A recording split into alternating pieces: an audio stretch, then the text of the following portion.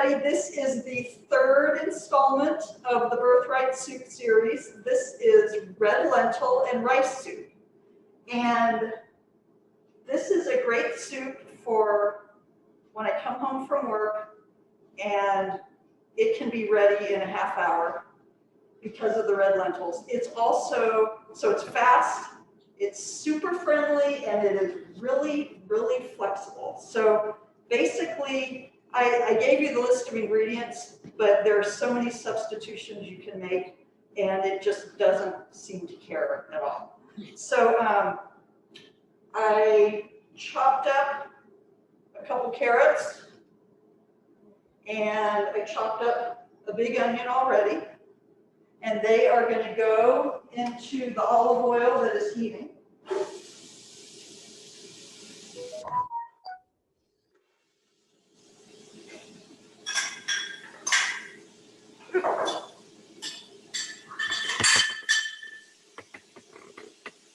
It doesn't matter what kind of onion you use. You can use shallots, you can use red onion, you can use white onion, it just doesn't matter.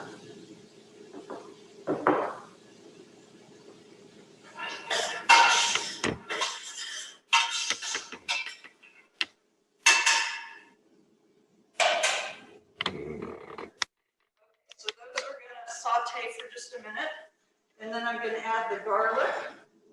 I don't like to add the garlic at the same time as I add the onion because the garlic doesn't take very much time, and I find that if you saute it for a while, it starts to get bitter.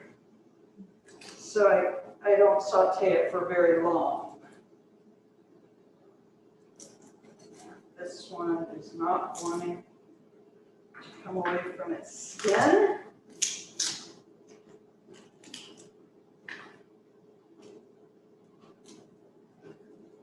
So basically, before you add all the other ingredients in, you just have to put the onion and the carrots in, and then the garlic for a minute or so. And you can cut up the garlic as fine or as coarse as you like. It doesn't really matter. I'm a pretty lazy cook, so I tend to make things a lot bigger than they need to be, or than the recipe calls for, I mean. So I'm going to add the garlic, give it a stir.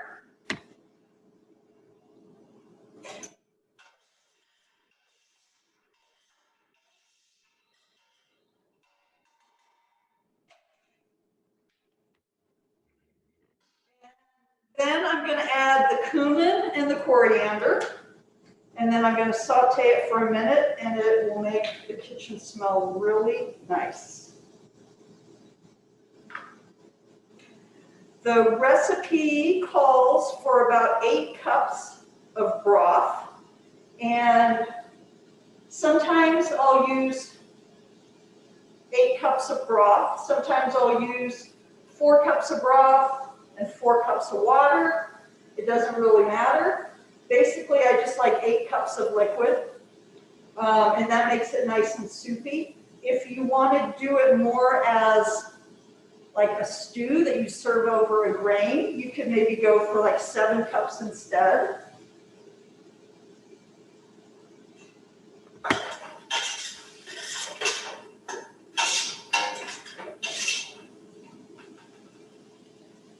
This is really good over white rice. It's also really good over farro or frita, if you like those grains. And the other thing that's really nice about this recipe is that it is a great repository for like old veggies. So I found this kale in my fridge, and the soup will, when you eat the soup, you'll never know that it was not pretty looking when you put it in. So what I do is I just kind of fillet it and take the stem off.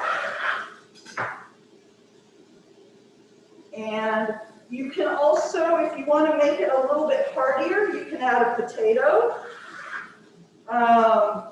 You can add, sometimes I add chunks of squash. I had a parsnip on my counter at home I was gonna bring because I needed to use that up, but I forgot it. Basically, you can put any vegetable in here that you want. If you put in a vegetable like potato that, you know, is gonna soak up some of the water, some of the liquid, you might wanna put in a tiny bit more liquid than the recipe calls for. But today I'm just gonna add this old kale because it's not pretty and I don't want to use it for anything else. So after the cumin and the coriander go in, I'm gonna go ahead and I'm gonna add the liquid. So I'm gonna use 4 cups of the broth and then 4 cups of water.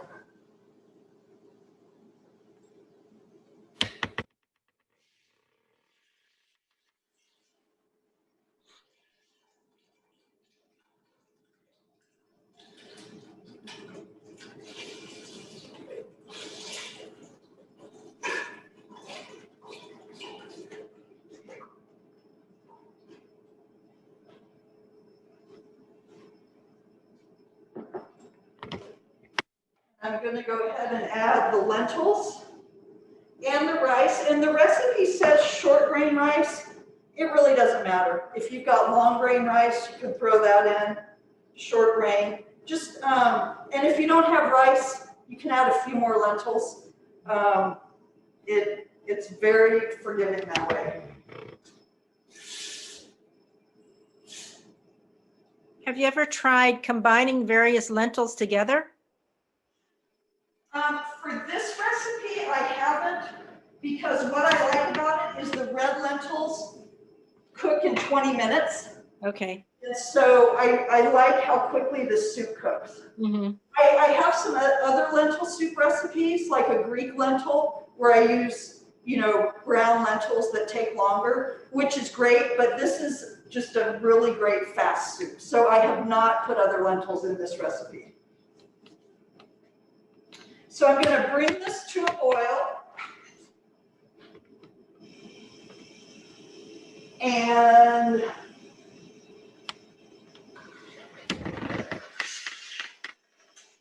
this is where you can add in your other veggies. And so if you just, when you're cutting up your other veggies, you want them to be ready about when the lentils are. So something that's a size that'll cook between, 20, 25 minutes. So you don't want to put a big chunk of potato or yam or something, and you want to cut it up in a small size. And you can put the kale in at the end. It doesn't really matter. I've tried it at the end, and it just tastes the same to me. So I just put it all in while I'm putting everything else in.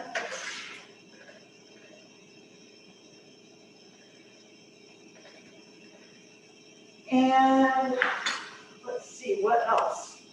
I'm going to add some salt and pepper too. But I'm going to do that at the end. I also need to put in with the liquid this recipe calls for 8 ounces of tomato sauce. Sometimes I want to make the recipe and I don't have tomato sauce, so if I have some tomato paste, I'll mix some tomato paste with water.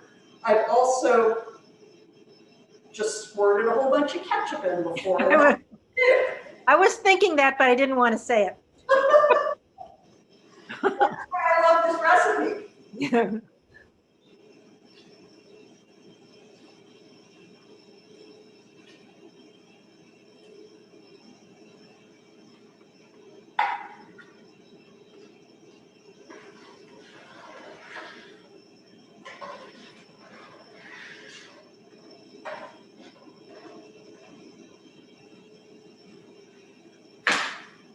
So that is literally it. So this is going to come to a boil, and then I should get a lid for it. I'm going to cover it, turn it down, simmer it for about 20 minutes, and then when it's done, I think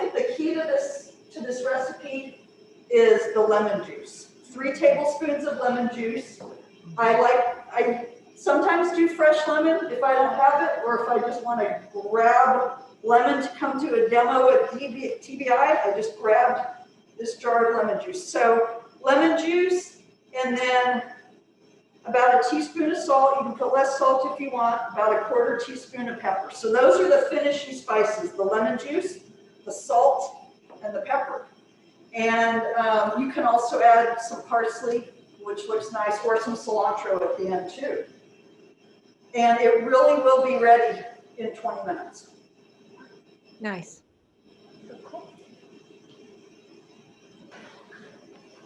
Once it comes to a boil. Right.